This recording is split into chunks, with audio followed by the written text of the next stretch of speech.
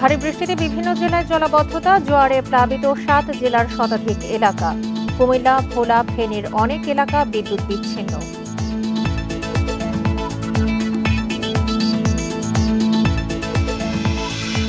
টানা বৃষ্টিতে পাহাড় ধসের শঙ্কা, মাইকিং ও বাড়ি বাড়ি গিয়ে সতর্ক করছে প্রশাসন। খাগড়াছড়িতে মাইনী নদীতে নিখোঁজ এক।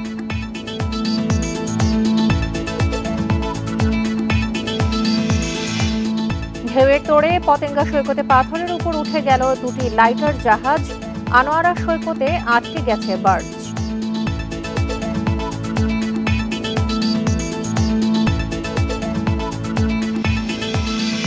বৈরী আবহাওয়ার মধ্যেও ৪ জেলার সীমান্ত দিয়ে অন্তত ৭৮ জনকে পুষিয়ে পরিচয় নিশ্চিতে কাজ করছে বিজিবি।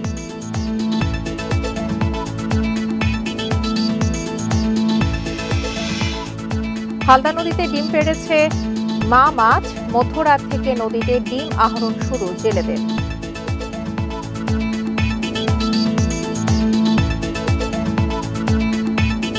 স্বাগত সমগ্র বাংলাদেশের সঙ্গে আছি সঞ্চারী মজিদ তমা। শুনছিলেন শিরোনাম, চলে যাচ্ছি পুরো খবরে।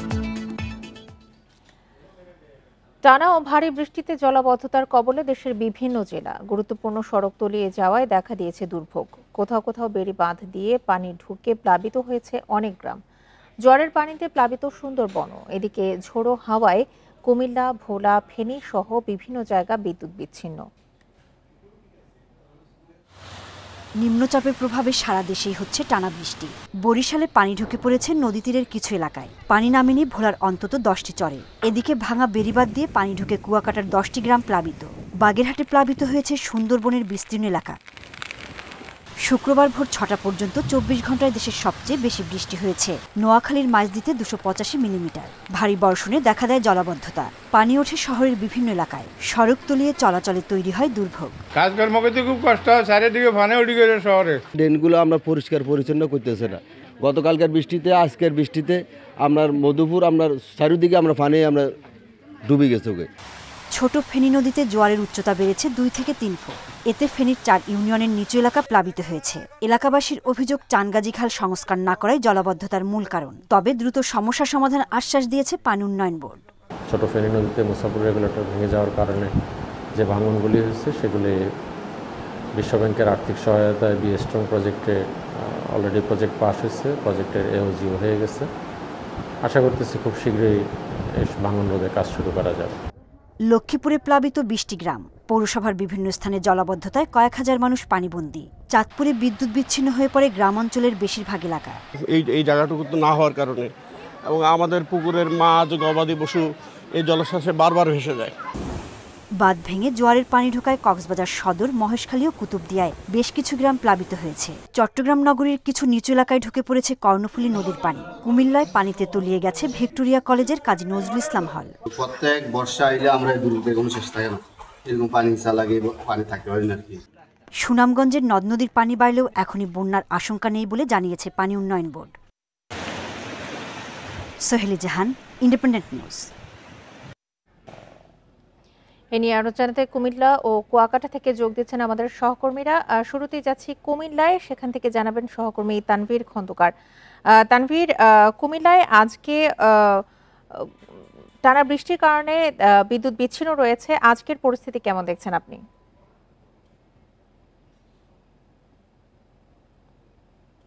বুধবার রাত থেকে কিন্তু একটানা বৃষ্টি হচ্ছে। আর গত ২৪ ঘন্টায় আবহাওয়া অধিদপ্তর যেটি বলেছে যে ১৭৯ মিলিমিটার বৃষ্টিপাত হয়েছে, অর্থাৎ এটি অতি ভারী বৃষ্টিপাত, যে কারণে কিন্তু শহরের বিভিন্ন জায়গাতে জলাবদ্ধতা সৃষ্টি হয়েছে। গুরুত্বপূর্ণ সড়ক যেগুলো সেগুলো কিন্তু এখন পানির নিচে নিমজ্জিত। যেমন কুমিল্লার নগরীর যে সালাউদ্দিন মোড়, এছাড়া রয়েছে রেস কোর্স, সিটি কর্পোরেশনের সামনে, শাসনগাছা ফ্লাইওভার, জিলা স্কুলের সামনে, এইসব সড়কগুলো কিন্তু পানিতে নিমজ্জিত রয়েছে। আমি যদি একটু নগরীর সড়কের অবস্থাটি দেখানোর চেষ্টা করি, আমি এখন যে জায়গাটিতে আছি এটি হচ্ছে কুমিল্লা ডায়াবেটিক হাসপাতালের সামনে। এখানে কিন্তু কাল সকাল থেকে পানি জমে আছে। যেহেতু এই রাস্তার দুই পাশের যে ড্রেনেজ সিস্টেমের সংস্কার কাজ চলছে, যে কারণে এই মেরামত সামগ্রীগুলো রাস্তার উপরেই রাখা আছে এবং সেগুলো ভেসে গিয়ে আবার সেই ড্রেনে পড়ছে। এখন ড্রেন দিয়ে কিন্তু পানি যাওয়ার মতো কোনো সুযোগ আসলে নেই, যে কারণে কিন্তু রাস্তার উপরে এখন পানি জমে জলাবদ্ধতা সৃষ্টি হয়েছে। তো অন্যান্য যে রাস্তাগুলো যেমন নজরুল এভিনিউ সড়কের যে অবস্থা, সেই রাস্তাটিরও প্রায় একই অবস্থা। সেখানেও মেরামত কাজ চলছে, নির্মাণ সামগ্রী রাস্তার উপরে রাখা আছে, যে কারণে এই বৃষ্টির পানি জমে রয়েছে, অর্থাৎ বৃষ্টির পানি অপসারণের জায়গা না পাওয়ায় কিন্তু এই জলাবদ্ধতা তৈরি হয়েছে বলে আমাদেরকে নাগরিকরা জানিয়েছেন।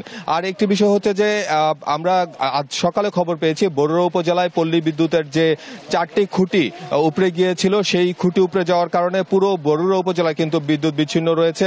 সেখানে এখনো পর্যন্ত বিদ্যুৎ আসেনি। এছাড়া ঢাকা চট্টগ্রাম মহাসড়কের উপরে পল্লী বিদ্যুতের 4টি খুঁটি আসলে উপরে গিয়েছিল, সেটি হাইওয়ে পুলিশ এবং বিদ্যুৎ বিভাগ অপসারণ করে কিন্তু সেখানে যান চলাচল স্বাভাবিক রেখেছে।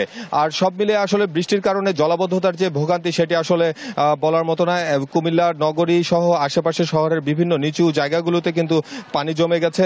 হাসপাতাল, স্কুল, কলেজ যে নিচতলার ভবন বা কক্ষগুলো, সেগুলো কিন্তু এখন পানি জমে আছে। আমরা কিছুক্ষণ আগেই কুমিল্লা ভিক্টোরিয়া সরকারি কলেজের আবাসিক হলগুলোতে গিয়েছিলাম। সেখানে দেখেছি যে শিক্ষার্থীদের কক্ষে কিন্তু পানি ঢুকে আছে এবং সেখানে ভোগান্তির মধ্যেই পার করছে শিক্ষার্থীরা। তারা বলছে যে তাদের ডাইনিং রুম এবং হল রুমও কিন্তু পানিতে ভেসে গেছে। মূলত এই সব প্রতিষ্ঠান থেকে এখন পানি অপসারণের জায়গা না থাকায় এই ধরনের জলাবদ্ধতা সৃষ্টি হয়েছে। অপরদিকে আমরা একটি জিনিস দেখেছি, নগরীর যে সড়কগুলো, সেই সড়কগুলোতে কিছুদিন আগেই বিভিন্ন সংস্কার কাজ শুরু হয়েছিল এবং এখন নির্মাণ সামগ্রীগুলো রাস্তার উপর রেখেই মূলত ড্রেনের কাজ করায় সেই বালি এবং ইট ভেসে ড্রেনগুলো ভরাট হয়ে গেছে এবং পানির অপসারণের রাস্তা বন্ধ হয়ে যাওয়ায় কিন্তু মূলত এই দীর্ঘমেয়াদী জলাবদ্ধতার তৈরি হচ্ছে। তবে আমরা দেখেছি কয়েক জায়গায় সিটি কর্পোরেশন কিন্তু আজ সকালে এই ড্রেনগুলো পরিষ্কার করার চেষ্টা করেছেন এবং তারা বলছেন যে বৃষ্টি কমে আসলে এই জলাবদ্ধতার ভোগান্তি থেকে কিন্তু নাগরিকরা মুক্তি পেতে পারেন। তো এই ছিল মূলত আমার কাছে কুমিল্লা থেকে জলাবদ্ধতার সর্বশেষ খবর। কুমিল্লা থেকে জলাবদ্ধতার সবশেষ তথ্য নিয়ে জানাচ্ছিলেন আমাদের সহকর্মী তানভীর খন্দকার। দুর্যোগপূর্ণ আবহাওয়ার কারণে 3 দিন থেকে নোয়াখালীর দ্বীপ উপজেলা হাতিয়ার সঙ্গে সারা দেশের সব ধরনের নৌ যোগাযোগ বন্ধ রয়েছে। এতে ঘাটে আটকা পড়া যাত্রীরা দুর্ভোগে পড়েছেন।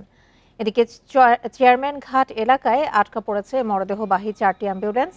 স্থানীয় প্রশাসন বলছে ঝোড়ো বাতাস ও সাগর উত্তাল থাকায় গত বুধবার থেকে হাতিয়ায় সব ধরনের নৌ পারাপার বন্ধ রাখার নির্দেশ দেওয়া হয়েছে। আবহাওয়া স্বাভাবিক না হওয়া পর্যন্ত আদেশ কার্যকর থাকবে। এদিকে একদিন পর আজ সকাল 8টা থেকে লক্ষ্মীপুর ভোলা নৌ রুটে ফেরি চলাচল শুরু হলেও লঞ্চ সহ অন্য ছোট নৌযান চলাচল বন্ধ রয়েছে। এর জেরে মজু চৌধুরী হাট ফেরিঘাটে আটকা পড়েছে 4 শতাধিক যাত্রী।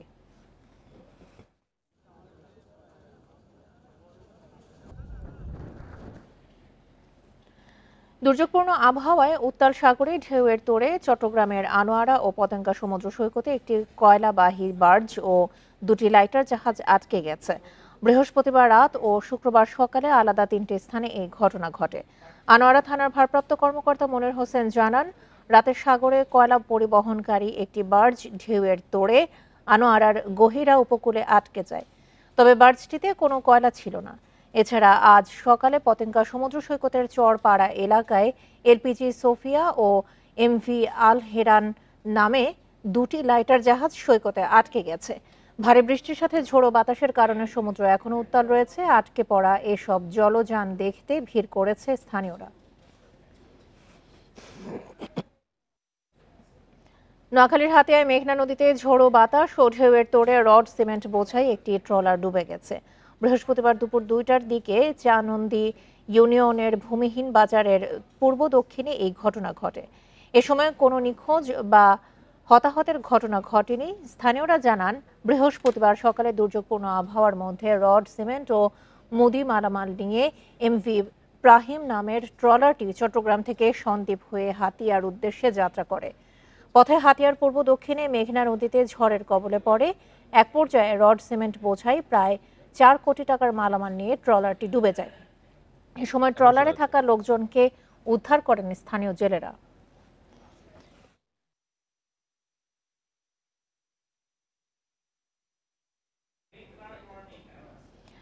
টানা বৃষ্টিতে বান্দরবান শহরের কয়েক এলাকায় সড়কের উপর দিয়ে পানি প্রবাহিত হচ্ছে। এছাড়া গাছ ভেঙে ও পাহাড়ের মাটি পড়ে কোথাও কোথাও ব্যাহত হচ্ছে যান চলাচল। এ বিষয়ে আরো জানাতে বান্দরবান থেকে যোগ দিচ্ছেন সহকর্মী মংখিং মার্মা। মংখিং, এলাকায় সড়কের উপর দিয়ে পানি প্রবাহিত হচ্ছে, এই অবস্থায় চলাচলের দুর্ভোগ নিয়ে জানাবেন।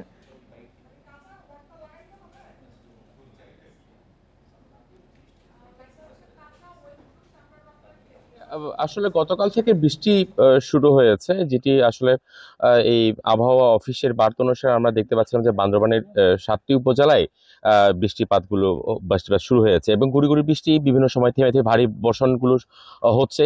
এবং সবচেয়ে বেশি বান্দরবানের গতকালকের ভোর রাত থেকেই এই ভারী বর্ষণ শুরু হয়েছে এবং এরই কারণে কিন্তু বান্দরবানের যে নির্মাঞ্চল যেগুলো আছে, লামা, আলীকদমের কিছু অংশ, নাইখিংছড়ি, বায়ুসারির কিছু অংশ, সেখানে কিন্তু সড়কটি তলিয়ে গেছে। তো সেখানে সাময়িকভাবে যান চলাচল বিঘ্নিত হলেও বৃষ্টি থেমে যাওয়ার পরপরই কিন্তু সেখানে আবার যান চলাচল সচল হচ্ছে।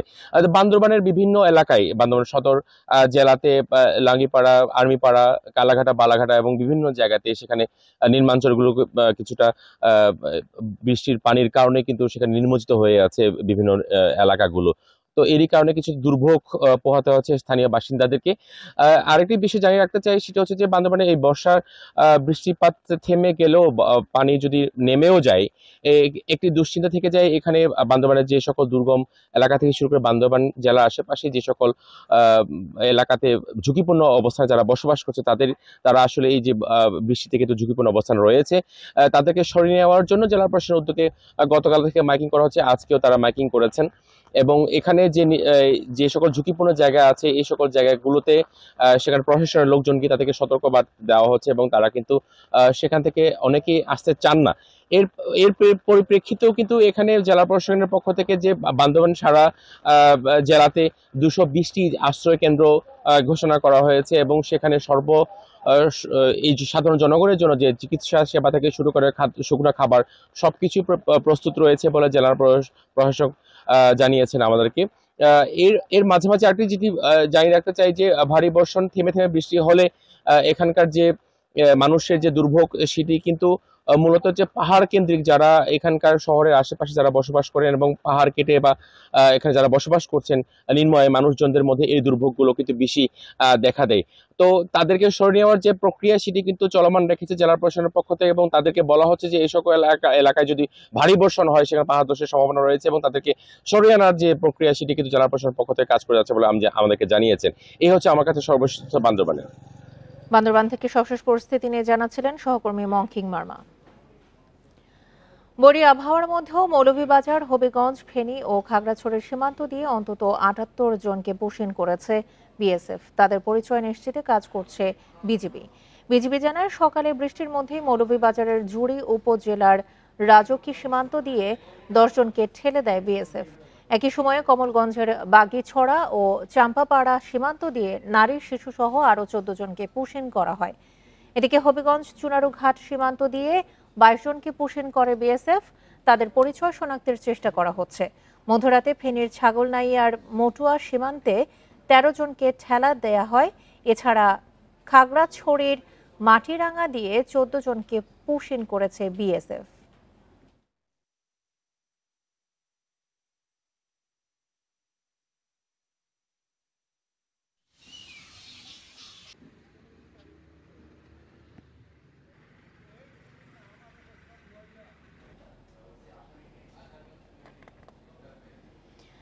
দক্ষিণ এশিয়ায় কার্প জাতীয় মাছের একমাত্র প্রাকৃতিক প্রজনন ক্ষেত্র চট্টগ্রামের হালদা নদীতে ডিম ছেড়েছে রুই, কাতলা, মৃগেল, কালবাউস প্রজাতির মা মাছ। বৃহস্পতিবার মধ্যরাত থেকে নদীতে ডিম আহরণ শুরু করেন জেলেরা। চট্টগ্রাম বিশ্ববিদ্যালয়ের হালদা রিসার্চ ল্যাবরেটরির সমন্বয়ক অধ্যাপক মঞ্জুরুল কিবরিয়া জানান, গত এক সপ্তাহের বেশি সময় ধরে হালদা পাড়ে অপেক্ষায় ছিলেন ডিম সংগ্রহকারীরা। বৃহস্পতিবার দুপুর থেকে ভারী বৃষ্টি শুরু হলে প্রস্তুতি নেন তারা। সন্ধ্যার পর উজান থেকে পাহাড়ি ঢল নামতে শুরু করে হালদায়। এতে নদীর পানি ঘোলা হয়ে ওঠে। রাত 12টার দিকে জোয়ার শুরু হলে ডিম ছাড়তে শুরু করে মা মাছ। রামদাস মুন্সির হাট থেকে মদুনাঘাট এলাকা পর্যন্ত কয়েক কিলোমিটার এলাকায় রাতভর ডিম সংগ্রহ করেন জেলেরা। অন্যবারের চেয়ে বেশি ডিম আহরণের সম্ভাবনা রয়েছে এবার।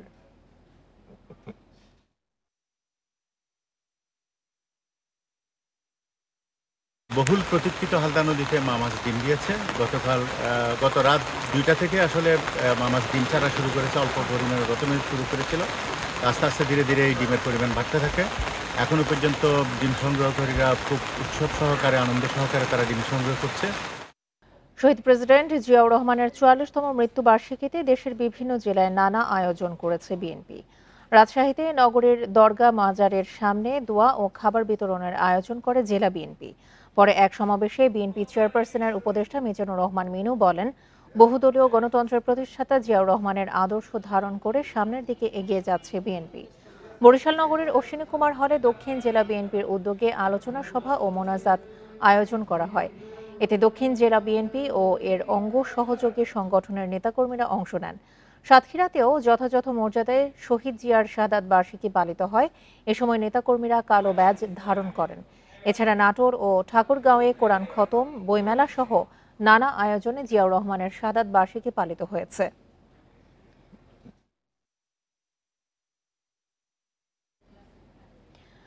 বর্তমান পৃথিবীতে করুণা ভিক্ষা করে এগোনো যাবে না। নিজেদের প্রজ্ঞা, জ্ঞান আর শিক্ষা লাভের মধ্য দিয়েই এগিয়ে যেতে হবে, এমন মন্তব্য করেছেন মুক্তিযুদ্ধ বিষয়ক উপদেষ্টা ফারুক আজম। দুপুরে চট্টগ্রাম কলেজ মিলনায়তনে বাংলাদেশ ইকোনমিক্স অলিম্পিয়াডে প্রধান অতিথির বক্তব্যে উপদেষ্টা বলেন, চট্টগ্রামের মানুষই পৃথিবীব্যাপী সামাজিক ব্যবসার ধারণাকে পৌঁছে দিয়েছে, যে ধারণা তাত্ত্বিক ও প্রায়োগিক দুই ক্ষেত্রেই নোবেল পুরস্কার জয় করেছে। সমাজতান্ত্রিক ও পুঁজিবাদী উভয় রাষ্ট্রই এই ধারণাকে গ্রহণ করেছে। সামনের দিনেও এই অঞ্চলের মানুষই নতুন অর্থনৈতিক যাত্রায় নেতৃত্ব দেবে বলে মন্তব্য করেন তিনি। অনুষ্ঠানে সাবেক তত্ত্বাবধায়ক সরকারের উপদেষ্টা হোসেন জিল্লুর রহমান, শিক্ষাবিদ সেকান্দর হায়াত খান উপস্থিত ছিলেন। পরে উপদেষ্টা বিজয়ীদের হাতে স্মারক তুলে দেন। এই যে ড্রোন উঠতেছে, এই আর্টিফিশিয়াল ইন্টেলিজেন্স আসতেছে, বহু বিষয় আছে যেই সমস্ত বিষয়গুলোকে আমাদের আত্মস্থ করে আপনাদের সমকালীন তরুণ সমাজের সাথে প্রতিদ্বন্দ্বিতা করে বিজয়ী হতে হবে। শেরপুরের নালিতা বাড়িতে বন্য হাতির আক্রমণে এক বৃদ্ধার মৃত্যু হয়েছে। এ সময় ৩টি ঘরে ভাঙচুর চালায় বন্য হাতির দল। ভোরে উপজেলার বাতকুচি নামাপাড়া ফরেস্ট অফিস এলাকায় এই ঘটনা ঘটে। স্থানীয়রা জানায়, ভোরে এক দল বন্য হাতি লোকালয়ে প্রবেশ করে। এ সময় 3টি বসত ঘরে ভাঙচুর চালায়। এক পর্যায়ে হাতির আক্রমণে বসত ঘরে বৃদ্ধা সুরতুন নেসা মারা যান। বন বিভাগ জানায়, আগেও ওই বৃদ্ধার বসত ঘর ভাঙচুর করেছিল হাতির দল। এর আগে 20 মে ঝিনাইগাতীতে হাতির আক্রমণে 2 জন মারা যায়।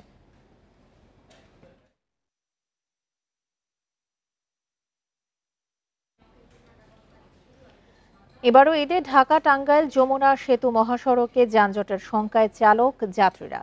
নির্মাণ কাজে ধীর গতিতে থাকলেও যানজট হবে না বলছেন প্রকল্প সংশ্লিষ্টরা। এদিকে ঈদ যাত্রা নির্বিঘ্ন করতে মহাসড়কে দায়িত্ব পালন করবে 6 শতাধিক পুলিশ। উত্তরবঙ্গের 22 জেলার মানুষ ঢাকা টাঙ্গাইল যমুনা সেতু মহাসড়ক ব্যবহার করে। তাই যান চলাচল স্বাভাবিক রাখতে গাজীপুরের ভোগড়া থেকে এলেঙ্গা পর্যন্ত 4 লেন প্রকল্পের কাজ শেষ করে সড়ক বিভাগ। ফলে অনেকটা নির্বিঘ্নে যান চলাচল করতে পারছে। তবে সাসেক 2-এর আওতায় এলেঙ্গা থেকে যমুনা সেতু পর্যন্ত সড়কের কাজ শেষ না হয় এই অংশে যানজট লেগেই থাকছে। কাজ শেষ হয়েছে মাত্র 40 ভাগ। ঠিকাদারি প্রতিষ্ঠানের অবহেলায় সড়কের কাজ শেষ হচ্ছে না অভিযোগ পরিবহন চালকদের। ঈদে এ অংশে যানজটের শঙ্কা তাদের। রাস্তার সাইড দিয়েই নাই, আপনার কোনো মাটি মুটি নাই, একটা গাড়ি চাপ দিলে একদম একবারে নিচে চলে যাবে। কাজের ধীরগতির কথা স্বীকার করলেও যানজট হবে না বলে আশ্বস্ত করলেন সাসেক 2-এর প্রকল্প ম্যানেজার। 4 লেন সুবিধাতে যাওয়া আসা করতেছে। 2 লেনে গাড়ি উত্তরবঙ্গ মুখে যাচ্ছে, 2 লেনে ঢাকা মুখে যাচ্ছে। সুতরাং কাজ চলমান থাকলেও এখানে 4 লেনের পুরা সুবিধা যানবাহন পাচ্ছে। তো আশা করছি গত ঈদের ন্যায় এই ঈদেও আমাদের যানজট অনেক কম হবে। ঘরমুখ মানুষের ভোগান্তি লাঘব এবং ঈদযাত্রা নির্বিঘ্ন রাখতে মহাসড়কের 65 কিলোমিটার এলাকায় 6 শতাধিক পুলিশ দায়িত্ব পালন করবে। নিরাপত্তাজনিত কোনো ধরনের কোনো সমস্যা যাতে এই যানবাহন তথা যাত্রীদের যাতে না ঘটে, সেজন্য এই মোবাইল টিমগুলো সর্বোচ্চ প্রচেষ্টা দিয়ে তাদের কার্যক্রম অব্যাহত রাখবে এবং ইতোমধ্যে অফিসার ফোর্সদেরকে ব্রিফিং করে দেওয়া হয়েছে। স্বাভাবিক সময়ে যমুনা সেতুতে 24 ঘন্টায় 18 থেকে 20,000 যানবাহন চলাচল করে। বিভিন্ন উৎসবে তা 50,000 ছাড়িয়ে যায়। Independent news. প্রস্তুতি শেষ না হওয়ায় জুনের শেষ নাগাদ হচ্ছে না রাকসু নির্বাচন। রোডম্যাপ মেনে নির্বাচন না হওয়ায় হতাশ শিক্ষার্থীরা। তারা বলছেন, 35 বছর পর রাকসু নির্বাচনের বিষয়টি আলোচনায় আসায় এই নিয়ে আগ্রহ তৈরি হয়েছে সবার মধ্যে। এর মধ্যে পূর্ণাঙ্গ তফসিল ঘোষণা সহ বিভিন্ন দাবিতে চলতি মাসে একাধিক মানববন্ধন ও বিক্ষোভ করেছেন শিক্ষার্থীরা। তবে ডাকসুর নির্বাচন কমিশন বলছে ভোটার তালিকা প্রস্তুত সহ নির্বাচন সংক্রান্ত অনেক কাজ ইতোমধ্যে শেষ হয়েছে। ঈদকে সামনে রেখে জননিরাপত্তার সাতক্ষীরায় তৎপরতা বাড়িয়েছে র্যাব। শহরের গুরুত্বপূর্ণ এলাকা লাবসা 0 পয়েন্ট, কদমতলা বাজার সহ বিভিন্ন স্থানে চেকপোস্ট বসানো হয়েছে। সন্দেহভাজনদের করা হচ্ছে তল্লাশি, পাশাপাশি সাধারণ মানুষদেরও সচেতন করা হচ্ছে। র্যাব জানায় ঈদকে ঘিরে সাদা পোশাকের পাশাপাশি মোবাইল টিম ও টহল টিম সার্বক্ষণিক মাঠে কাজ করছে। যেকোনো নাশকতা এড়াতে সর্বোচ্চ সতর্ক থাকার কথা জানিয়েছে র্যাব।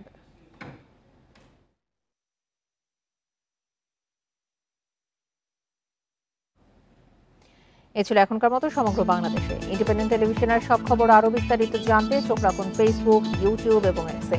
ধন্যবাদ সবাইকে। আমন্ত্রণ পরের আয়োজনে।